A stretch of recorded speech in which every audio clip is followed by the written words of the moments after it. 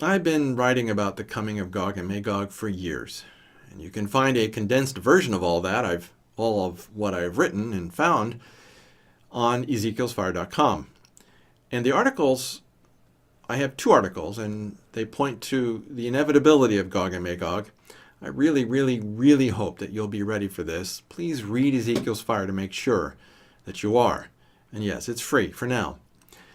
Now, when I was studying geopolitics in college, everyone and his grandmother in geopolitics knew about something called the Shiite Crescent, or the Shiite Arc, or the Shiite whatever. It's an arc of Shia Islam that dominates Iran, Iraq, Syria, and Lebanon. That arc has always been a threat to the Sunni version of Islam, and they are sworn enemies of each other.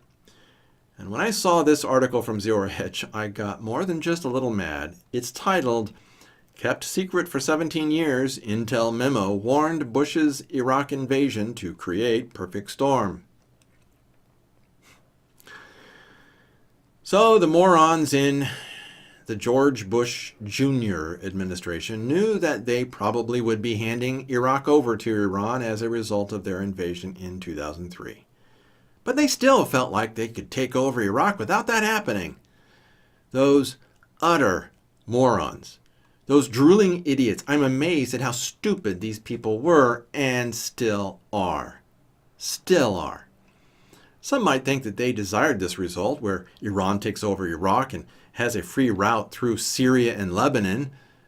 But I can find no rational reason, even diabolical rational reason, for why they would desire this. There is literally nothing that anyone can see, that anyone can benefit from, for having Iran have access to the Mediterranean and Lebanon and Syria. Yet they knew that the Shiites of Iraq outnumbered the Sunnis 2-1. 2/3 of Iraq are Shiite. They knew this. Yet they went ahead with their utterly stupid and moronic plan anyway. It's as if they were flipping through the Bible and saw the prophecy of the coming of Gog and Magog in Ezekiel 38 and 39 and then said to themselves, "Hey, that looks like fun. Let's make sure that happens." And yeah, it's really that stupid. Again, I literally cannot think of any rational reason for why this happened and why they did it in the way that they did it. They literally destroyed the Sunni leadership of Iraq, a leadership that was blocking Iran's takeover of the Middle East and handed Iraq to Iran on a silver platter. What utter imbeciles. What complete morons. And these stupid idiots are still running America, or claiming to. But I can tell you this, without that bit of insanity, you wouldn't be able to have the Gog and Magog that we're going to have.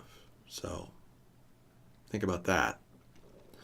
Then there's one more little bit about the coming of Gog and Magog, and it's all about one of my least favorite countries in the world, Turkey. Did you know that it's a member of NATO? Well, not for long. Here's a GatestonInstitute.org article titled Turkey,